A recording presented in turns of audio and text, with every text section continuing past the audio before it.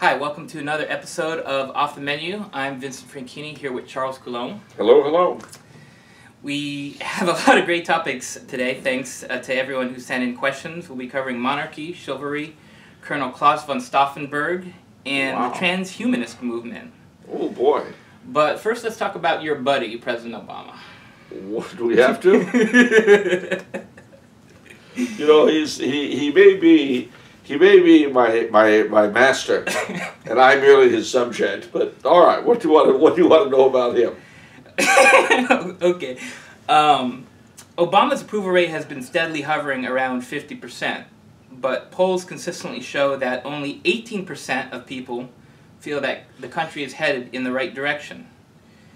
If so many people approve of Obama but feel the country is headed in the wrong direction, who do you think they're blaming? Republican Congress, the establishment, police, everybody people? But the president and themselves. Somehow, he's not really there. I mean, going by what they were saying, if you've got 50%, that only 18% say the country's going in the right direction. So, we'll presume that 18% approve of the president's job. All right. So what's 18 from 50? 32. Very good, I guess. I don't know. I'm not a math major. We'll say, so there's a good 32% that believe that on the one hand the country's going down the tubes, but on the other hand love the captain of the ship.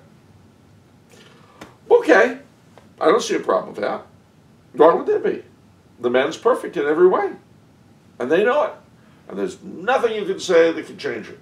So if the leader of the country is wonderful, and the country's going down the tubes, as that 32% believe, then it's probably either a conspiracy, space aliens perhaps, dead white men. Dead white men? Yeah, dead white men. Dead white European males, duendes, as they're called. Plutocrats, the Bohemian Club, the Freemasons, the B'nai B'rith, perhaps, the Knights of Columbus.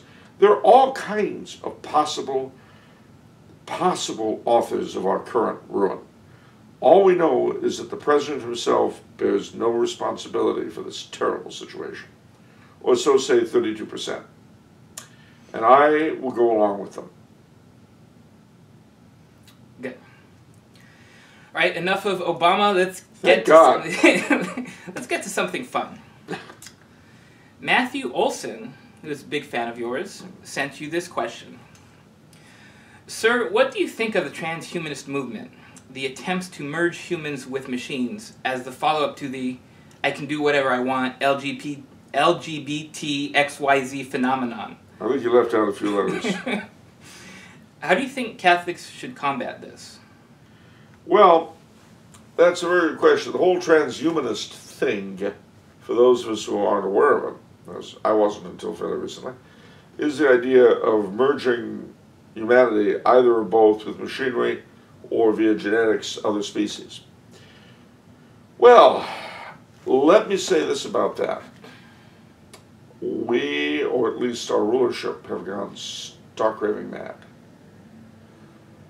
But why not? We have no reason not to do anything we can, anything we feel like, anything that's open to us. We have no morals. We have no beliefs, except if it feels good, do it. So, this is in fact just more of the same. I mean, if I can self-identify as a black woman or as a herd of sheep in New Zealand, wouldn't a technology that would allow me to self-realize that, you know, in the real world be a good thing? But it really goes back to what C.S. Lewis called the abolition of man, and hinted at in his wonderful book, which I highly recommend, That Hideous Strength. Basically, Satan himself and the fallen part of our nature is that acts in concert with him. And by that I don't mean simply groups of people, I mean of each of us. Hate and reject what God has given us. We want to make it anew, partly to please ourselves, and in the end, partly to thumb our nose at the Creator, whether or not we pretend we believe in Him. It's monstrous, of course. The whole thing is monstrous. But one of two things will happen. Either our technological society at some point will collapse before we get to the point of actually being able to do this, or we'll do it, and that itself will be a punishment. It's a terrible thing. It's very, very grim. But I had a friend who years ago wrote a song, which mercifully for you I forget, but I remember the title, and it somehow seems apropos. Happy Songs for a Dying Planet. And so, I mean, basically we're talking about turning humanity into a race of Daleks. You know, if you don't mind a Doctor Who reference. So, what can I say? It's yet more of the same. What do you think is sort of the next thing that Catholics are going to have to stomach? I mean, this is probably a ways down the line. It sounds like genetic tampering. Genetic tampering and advanced robotics. And of course there's also the virtual reality revolution, which is fast upon us. And having actually done it, put on the helmet and all that. Oh, yeah. I can tell you that it's amazing. You're in another world completely. And while it's fun, you can see we're getting further removed from objective reality. But what can Catholics do? Well, they can pray to begin with. Educate themselves, educate the people around them. But in reality, all of these wonderful dramas are taking place over our heads. I would recommend that if the chance comes to be merged with a machine, you don't do it. Perhaps having a child with bunny ears and a squirrel tail, nix it. Other than that, I don't see what we can do. Although, as I say, I suspect the regime will collapse of its own weight at some point. Okay. Anthony emailed this question. Will we see a rise in popularity of monarchy and possible steps to restoration of monarchy in Europe in our lifetime? Well, again, as a disciple of Criswell, it's without my tarot cards and my crystal ball, it's very hard. But I suspect we will. I suspect we will because you have three dynamics going on in Europe right now. Firstly, there is the ongoing Islamic challenge.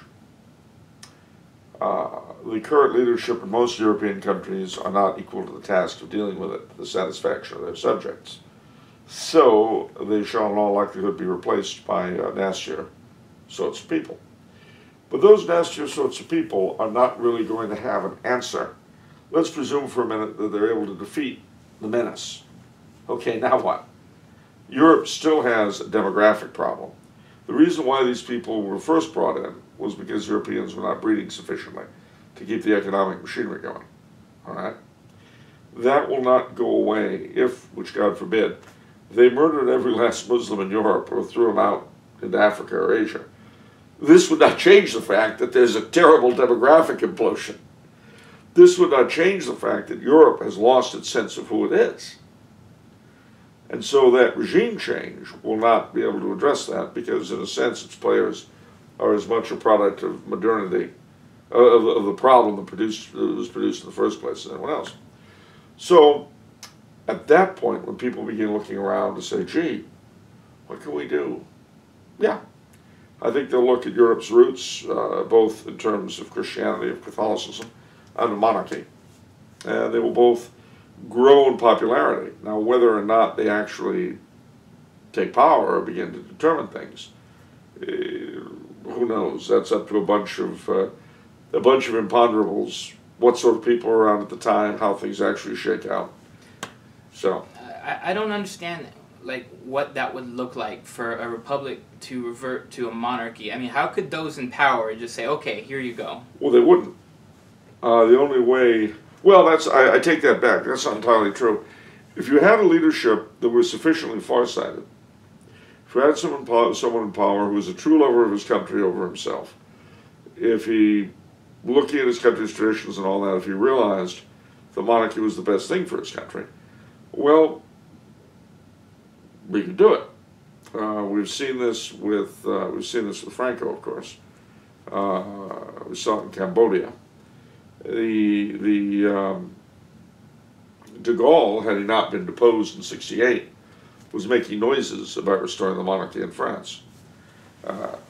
So it all depends. But the problem, of course, is that the person in charge, as you've rightly guessed, is not really keen usually on leaving power. Yeah. It takes a real patriot to be willing to give up, for the good of the country, to give up power to someone else who has done nothing to grab it from whoever was there before. Yeah.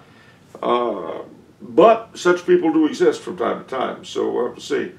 The other possibility, of course, is that an heir to the throne will arise who has what it takes to overturn the current, again, depending on the country, the current regime. And then the third possibility, as we saw with Bonaparte, is somebody making himself sovereign without any right to other than power. What does that mean, has what it takes? Does that mean like an army? The ability to raise an army and to command it. I mean, if you stop and think about the last several depositions of monarchs, inevitably they prevented greater bloodshed by going peacefully. Even though their armies often said, you know, we'll fight for it. They didn't want a war. They didn't want to shed their subjects' blood. Yeah. But if you get an heir to the throne who figures, well, shedding their blood now is probably not as bad as letting them be misruled for eternity. But, again, there's all imponderables. Okay. Next question is by James Furlman. The comparison of America to Rome in its dying days has been part of our national conversation for a very long time. Since the Revolution. But how similar is America to Carthage? And what, if anything, does that mean for us? Well, how is similar to Carthage? Well, I don't know. That's a terrible comparison to make. The Carthaginians sacrificed their children for financial gain. Oh,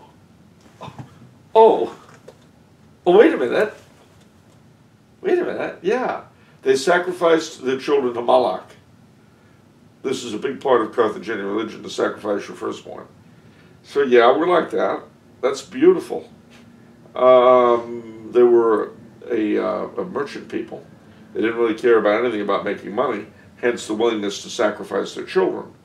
So, yeah. Until they came into contact with a greater power, Rome, they became the major power in the Mediterranean, so the Western Mediterranean. So, yeah. Well, yes, you could draw a lot of conclusions. What does that mean if we are like Carthage? Yeah. Well, not much. All it means is that we're evil, immoral, despicable, and disgusting. But that doesn't mean we're bad people by our own sights. We're very nice as far as we're concerned. It does, however, have one other terrible indication. Carthage was the greatest power in the Western Mediterranean until it met one that was better and stronger. And that better and stronger power, Rome, literally put them in the ground. Wow. Carthage itself, after the 3 Punic Wars, Carthage itself was destroyed and the ground planted with salt, so nothing would grow there. So I hope Mr. Furman's comparison, which is obviously ridiculous on the face of it, we couldn't be anything like the Carthaginians, I do hope he's wrong. Did they just lose to Rome because they had an inferior military? Well, no, they didn't. They had General Hannibal. He was good. He was a tremendous general. Yeah. Better than anything the Romans had. But the Romans had several things that Carthage lacked. One of them was patriotism. Rome had patriotism. Okay. Carthaginians tended to be very individualistic and self-serving, hence the willingness to sacrifice their children. And so that was fine, so long as they didn't meet up with the people who were willing to make self-sacrifices for the state. In other words, it's one thing to be willing to sacrifice your baby for your own financial gain. That's one thing. And this is a sacrifice. It's another to be willing to die for the sake of your country, to die yourself. The Carthaginians were not so big on that latter thing, like the Romans were. So they hired mercenaries, Spaniards, other North Africans. And Hannibal's army was, to a great degree, made up of mercenaries. Carthaginians themselves didn't really like fighting. Although Hannibal, as I say, was a huge exception. Yeah. So I'm going to say, and again, this is based upon a knowledge of history that's come down to us from the Romans, the winners. At the end of the day, the Romans defeated Carthage because they were better than Carthage. Okay. Well, it's pretty abstract. No, not really. You've got a population that are willing to fight and die for you. And your opponent population is not.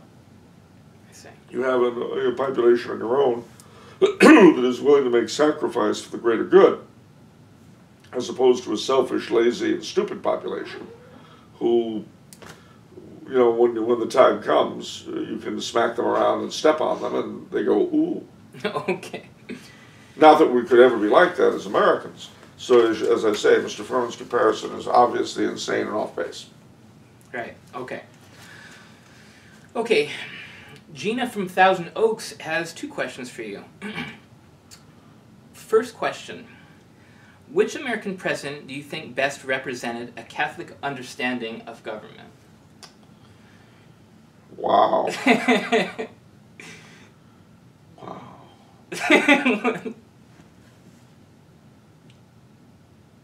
That's a really good question.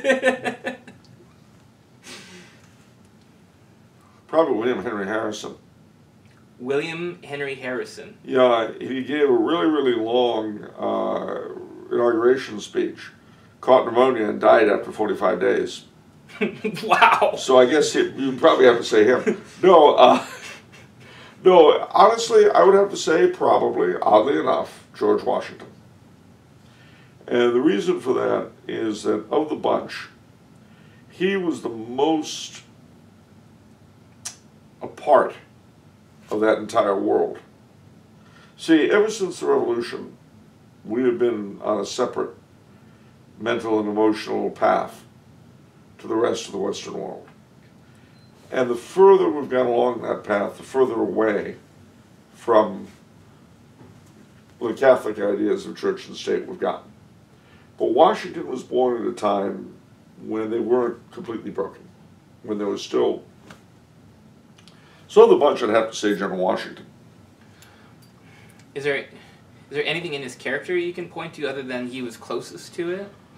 Well, I mean, his refusal of the crown, well knowing that he refused the crown of America. They offered it to him, they said... No, to him, he refused because he knew he was not a legitimate monarch, you know.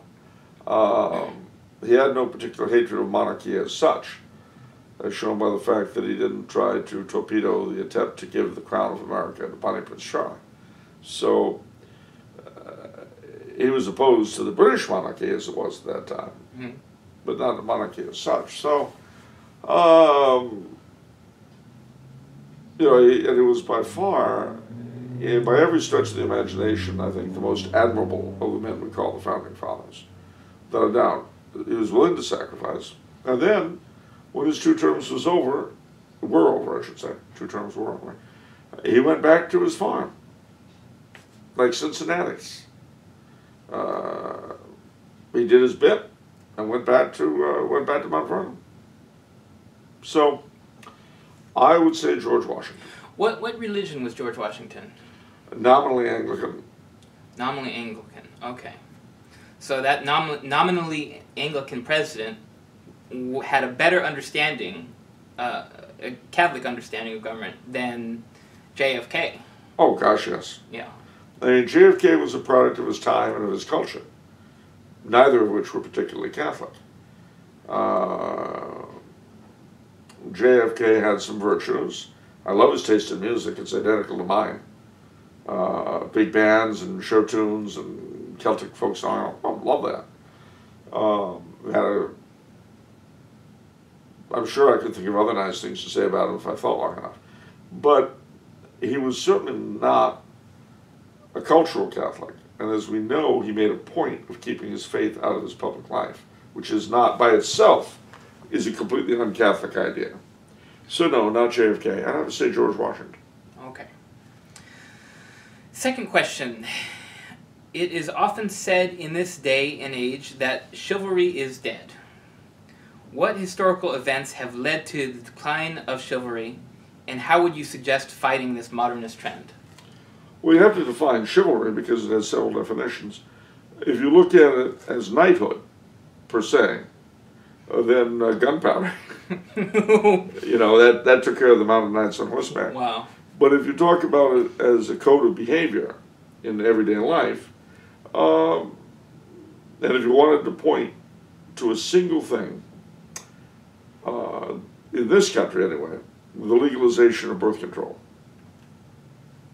or the allowing the states via the courts to taking away from the states the right to outlaw birth control back in '64. Why do I say that? Well, you've got to remember that once we take away the Catholic faith, which is really what justified chivalry in reality, it was the application of the faith to various aspects of society.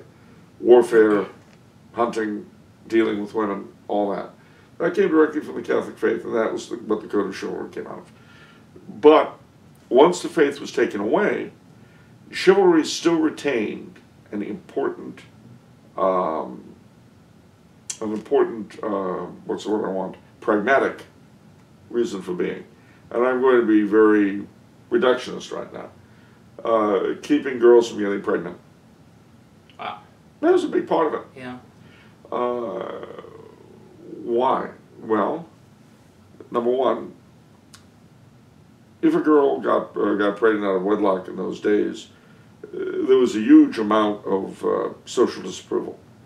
And that social disapproval was partly intended to keep the girl from getting pregnant out of wedlock. Why was this such a bad thing? Because it destroys the family. Why does it destroy the family? Because the girl is raising a kid without a father, etc. I mean, it's why you had chaperones at dances. It's why in colleges they had what was called locum tenens, the adopted locum tenens, which means that the college or the university took the place of the parent. Which is why residence halls had house mothers and house fathers who kept the kids, made sure they were in at night, kept people from the opposite sex from crawling in the window. I mean, they did their best. Obviously, at all times there's been a problem. And then, of course, behaving toward women, treating them well, treating them as worthwhile in and of themselves as opposed to mere sexual objects, that also went a long way toward helping to keep down illicit pregnancy. Mm. Why? Because if you think of a woman as something to cherish, to respect, even if you don't even know her, yeah, you're less likely to take advantage of her. Now, mind you, people didn't sit around thinking about this. They just did it. So that's why when a woman came into a room, everyone stood up at the table. And again, when she left. Because women were considered something really, really worthwhile. And obviously there were tons of people who violated this code. There isn't a law or a code in existence that has not been honored almost as much as the breach as the observance. But it was nevertheless the case. So what happens? The pill comes along and becomes available everywhere. Almost overnight, all of this vanished. And with it, of course, came feminism. And part of the thing about feminism that's important to bear in mind is that as our numbers began to decrease, you still needed bodies, as in Europe. So getting women into the workplace to work like dogs the way men do was very important to our lords and masters. Just as getting them into the military, now that the situation is worse, getting them to fight and die like men is so important today. But how can it be restored? Well, it's like this. Chivalry did not develop for its own sake or out of its own sake. It developed from the interaction of the faith between people among people in a certain area of life, specifically soldiering. That's what it came from, soldiering and ruling and stuff like that. Chivalry will arise again, apart from on the individual level, because there'll always be people who are enchanted by the idea of chivalry and will try to live it in their everyday lives, which is a great thing. I don't want to put that down. But it will not again affect society until the faith affects society, because it was a byproduct. I mean, to put this another way, you know what a tea cozy is? No. A tea cozy is a beautiful cloth thing that you put over a teapot to keep it warm. Okay. And they're beautifully embroidered, some of them are absolutely gorgeous. Well, let's say people stop drinking tea out of pots. What happened to tea cozies? They're gone. Yeah. Now, if you ask me, well, gee, how can we bring back the tea cozy? And there were all these beautiful tea cozies, they don't make them anymore. How do we bring back the tea cozy? Well, the answer is to start drinking tea out of teapots again. If you don't do that, you're not going to have tea cozies. Yeah. When there's a beautiful byproduct of something, you have to have this. You have to restore the something before you can get the byproduct. Okay. Let's jump back a little bit on this, because in Leon Gautier's book on chivalry, published by Tumblr House. Oh, is that a plug? Oh. If I remember correctly, he cited two things. One is, I think he sort of cited when chivalry started to disconnect from the faith via King Arthur and such, that sort of began the descent. And then the other thing, which happened much later, I think 19th century, is the sort of the nail on the coffin was Don Quixote, which totally made fun of it. Or what did that just represent? Well, I agree with him and I don't at the same time, Mm-hmm. in the sense that I know what he means. Yeah. But with the in the case of King Arthur, there was, so you've got to remember that medieval romances, of which we get a lot of our views of chivalry, Yeah. Came in three basic genres, or four. The Matter of Britain, which was the story of King Arthur and his knights. The Matter of Charlemagne, the Matter of France, which was the story of Charlemagne and his knights. And that was primarily what Gautier was working from. As a good Frenchman, he didn't really care for the Matter of Britain. Yeah. The Matter of Rome, which was a sort of medievalization of stories like the Siege of Troy and Alexander the Great, and Julius Caesar. And then the Matter of Jerusalem, which was stories about the Crusades. Mm-hmm. Those four. Now, what Gautier, I think, rightly saw, I may not agree with his reasons for it, but I think he saw quite rightly, was number one, the idea of chivalry becoming an end in itself, which it certainly happened. Yeah. And then you have the rise of the idea of courtly love and all sorts of other things. And one of the things that he was very upset with, I'm sure, was the adulterous romance between Guinevere and Lancelot. Yeah. Which certainly is not the most uplifting element Yeah. of the Arthurian story. So that's one problem. The second, as far as Don Quixote goes, it is true that Don Quixote certainly made fun of chivalry. In particular, he made fun of the chivalric romances that were very common at the time. But you have to remember a few things about Cervantes, who wrote Don Quixote. Firstly, he had been there. He fought at Lepanto. Oh, wow. Lost an arm. He really was a knight in his own life. Wow. So he was in a position to make fun, number one. Number two, and you'll rarely see an author who hasn't actually been in combat, done the thing, who doesn't make some fun of the heroics of authors who have never done it. So you've got to bear this in mind. Okay. And the second is that our friend Cervantes does kind of a double whammy with Don Quixote, because on the one hand, he's silly, he mistakes everything, he's under delusions, and so on and so forth, and yet at the end, it all ends up coming true. At the end, he's actually right, and everyone else is wrong. Yeah. Not in the way he consciously thought it, but his impulses were better than anyone else's. So everyone thinks of Don Quixote purely as a satire on chivalry, but it's as much an attack on the lack of chivalry.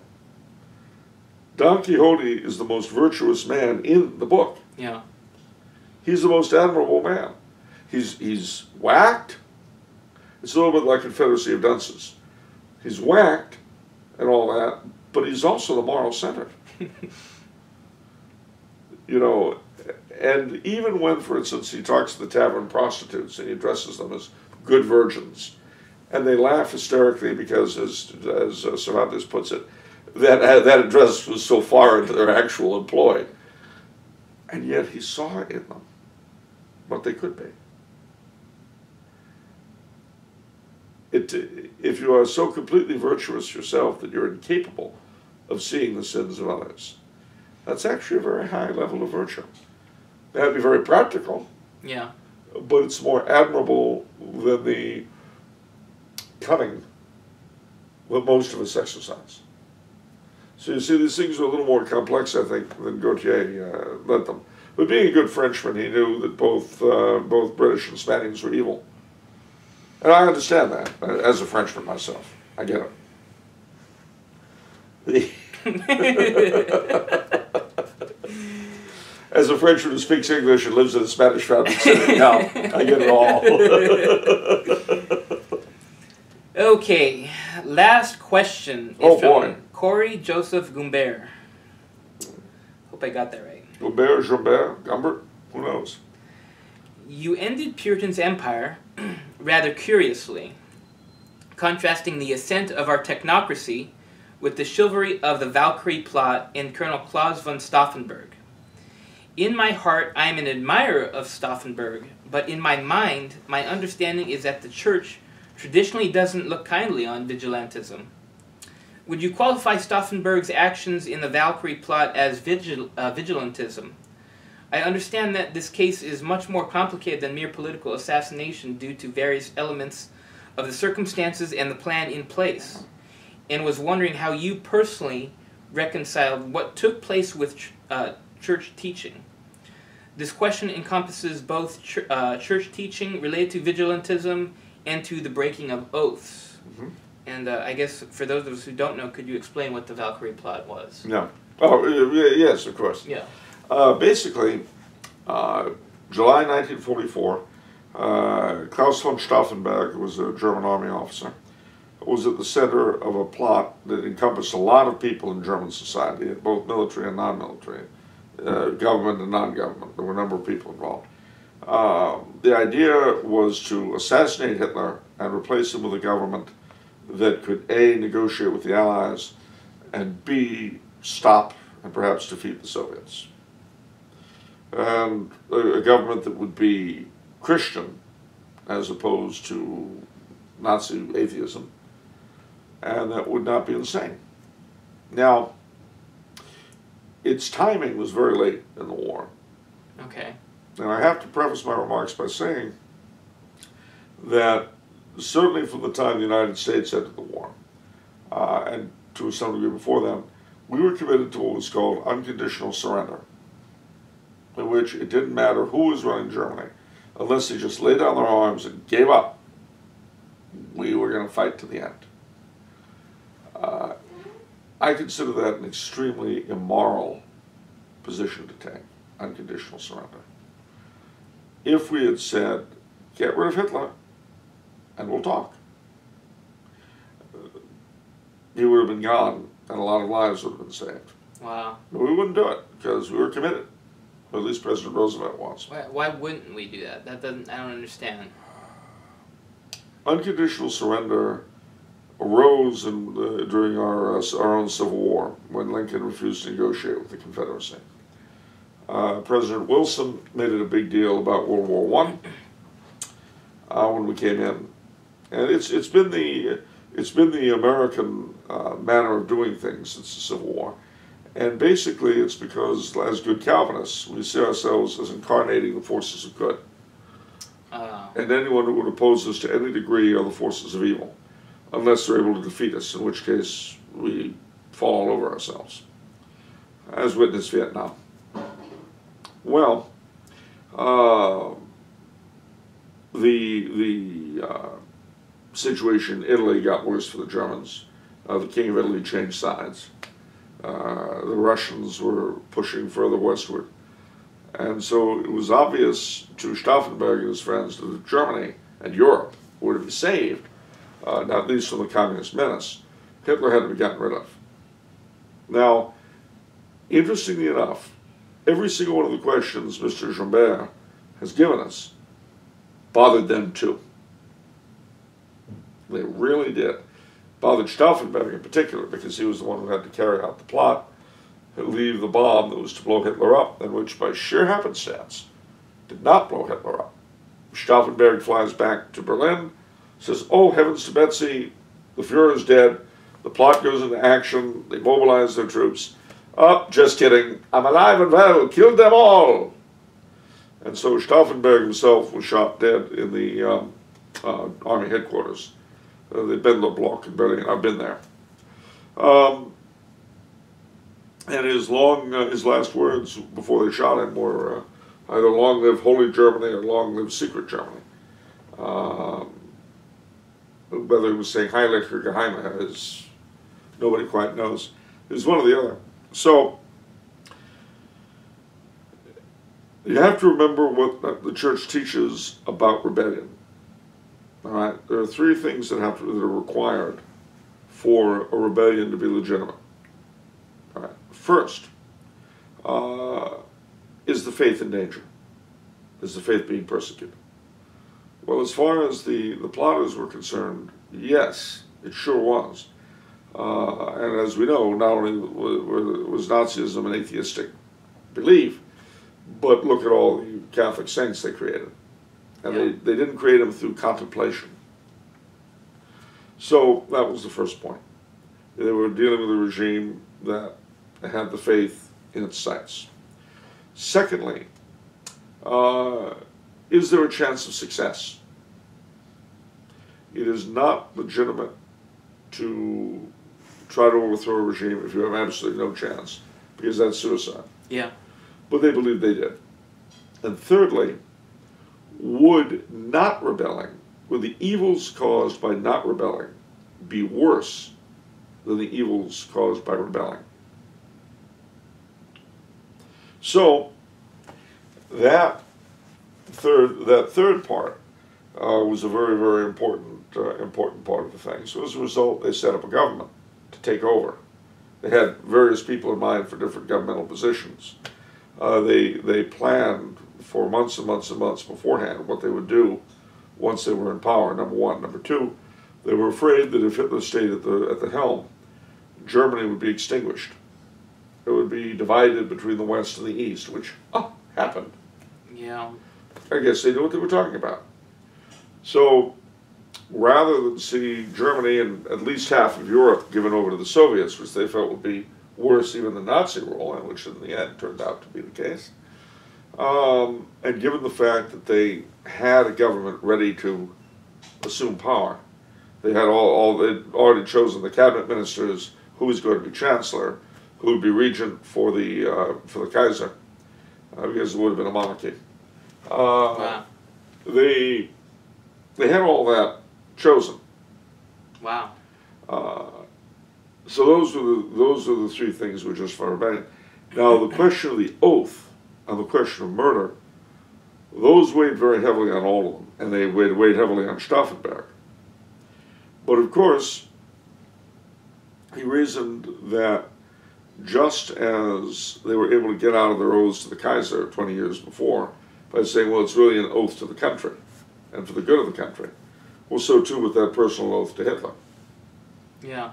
And since Hitler was acting against the good of the country, it was justified. An oath that is improper is no oath. So if I take an oath never, ever, ever to perform an act of virtue, that's an oath I can happily break. If I sell my soul to the devil in return for his doing something for me, I can break that contract. You say, I have the right to break a contract with the devil. Well, And this is, by the way, this is not actually an abstraction or a fictionalization. There are in the offices of the Congregation of the Archives of the Congregation for the Doctrine of the Faith in Rome, a number of examples of deals with the devil, written in blood. Wow. Everything you could ask for. Don't ask me how it occurred or what the machinery of these things being done was. But even if you simply went crazy yourself and bled yourself and wrote out a contract, whatever the case, such a thing is not binding. The devil has no right over them. Similarly, no head of state has the right to destroy his country, which is what Hitler was doing. One thing you've got to bear in mind about Stauffenberg was that he had served on the Eastern Front against the Russians. Now, bear this in mind. Germany invades Russia. The Soviet people are overjoyed. The German troops are greeted by children with flowers initially. Thousands of Soviet troops defect to the Germans. Young men from all over Western Europe joined the German army to fight in Russia. The whole idea that Mr. Hitler was yapping out of one of his orify about a pan-European crusade against Bolshevism. They joined up. They were winning. And if Hitler had meant what he said, had he not been a worthless scumbag liar, sorry, I shouldn't insult someone who's not whose person, but whose views are so important to people today. You know, vegetarianism, pro-abortion, all that stuff. Because of that, once they had pushed into Russia sufficiently, the Nazis moved in the apparatus of their racial doctrines, the mass murders and so forth of people, Slavs and Jews and various other folk. Well, when they did that, the Russian resolve stiffened. Stalin turns around, liberates the Russian Orthodox Church, and says, oh, it is a crusade not for communism, but to save Holy Mother Russia. So Stauffenberg was the liaison to General Vlasov, who was the commander of the Russians who defected to the German army. He could see defeat being snatched from the jaws of victory. And that was, I mean, he never liked Nazism, but that is what made him hate it. Yeah. Because they could have won. They could have won, and if Hitler had meant what he said. Was that providential? I mean, that single event was so impactful on the entire world. You mean Valkyrie? No, well, Hitler breaking his oath. I mean, if they weren't fighting against Russia, I mean, it might be 1984 now. Who knows? We're never given to know what if. I mean, let's put this another way. Flush with victory in Russia, the army could have deposed Hitler. Okay.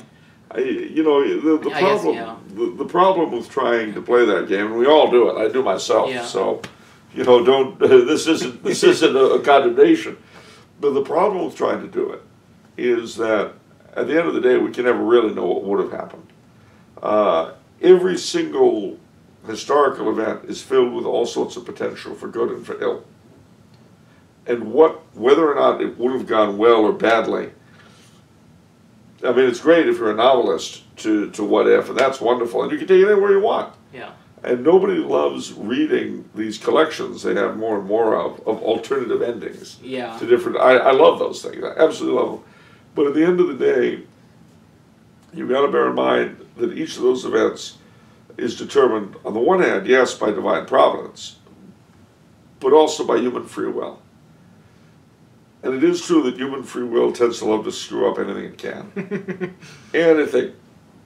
You know, John Lukács wrote a book, which I hardly recommend, called The Hitler of History. Now, obviously, the title is kind of a joke in the sense that it's based upon the biblical critics' thing about you know, the Jesus of history and the Christ of faith. So obviously, you know, when you see the Hitler of history, one wonders, is there an Adolf of faith that somebody somewhere is clinging to? I don't know. Wow. But at any rate, the point he makes in the Hitler of history is a very good one. He says, in 1815, Napoleon was defeated. And the European powers rejoiced that they had stuffed that genie back into the bottle.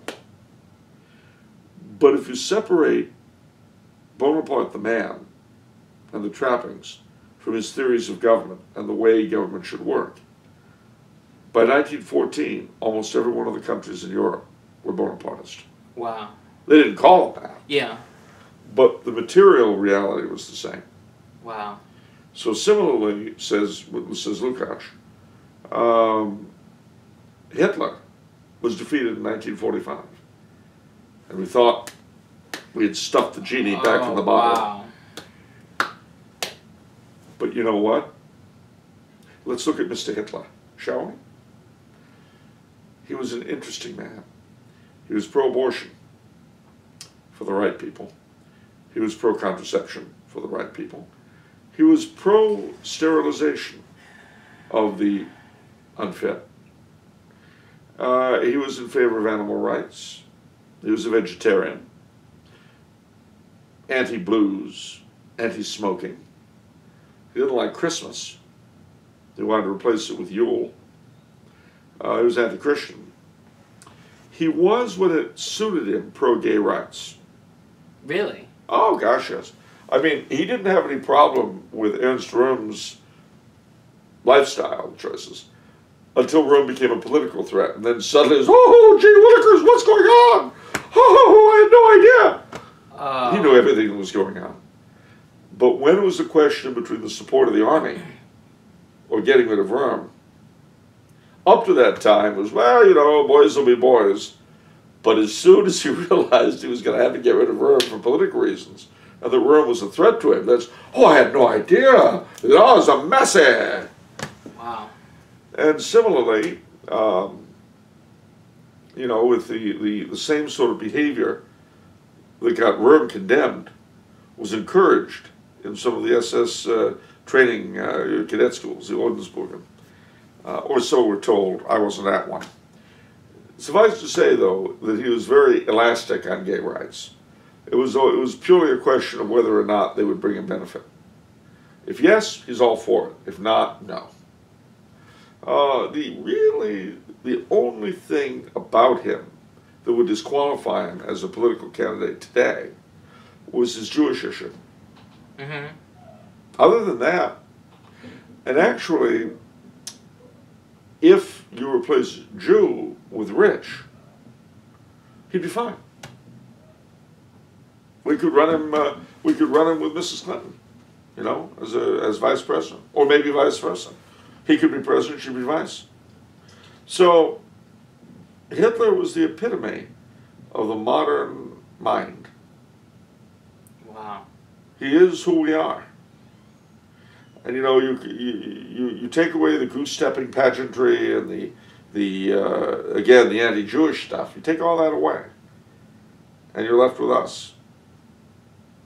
I'm not saying that's a bad thing, of course, because I don't judge. But at any rate, this is the fate. This, or communism, was the fate that Stauffenberg and the gang hoped to avoid and failed. I hope that answers that question. It's quite very Debbie Downer at the end. Well, you know, it's funny you should say that. Because after all, at the end of the day, we're nice people. We're really nice people. We're so wonderful you could hear it in everything we say and do. If you really want to get people upset, imply that we're not. Imply that as a people, as a culture, we're all screwed up and completely in rebellion against anything decent. And then listen to people jump up and down and scream and call names. Well, I agree. It's a terrible thing to say. Anybody who would dare to compare our perfection with the horrors of the past is, well, Debbie Downer. There's nothing worse than being Debbie Downer. I must say, though, the proof that that analysis is wrong and that we're not that bad and that we're actually really wonderful is the fact that if we were that bad, our two political candidates, both of them, would be utter horrors. That's true. And we know that's not so. So what does that leave us with? Okay. Joy in this best of all possible worlds. That's what it does. All right, that's it for this episode. Hey, don't you want a bit of hope in this downerism? Okay. All right. A little bit of hope, ladies and gentlemen. If you're tearing your hair out and you're saying, oh, actually, the hope was you and me, ourselves. Why? Because these things going on over our heads are very upsetting and annoying. They sure are. But you and I are not really here at the end of the day, except insofar as it contributes to what I'm about to say, to do anything about that, unless we find ourselves in a position where we can do something about it, like Stauffenberg or whatever you like. Our challenge is not really to establish good government in this country, although, as I say, that could be part of it, depending on who we are and where we are. It's to save our souls. And you see, ladies and gentlemen, there is nothing those in power can do to keep you and me from pursuing perfection. And there are so many wonderful things open to us to do today. They're just not on the national level. But then we couldn't do anything on the national level anyway. So what's the loss?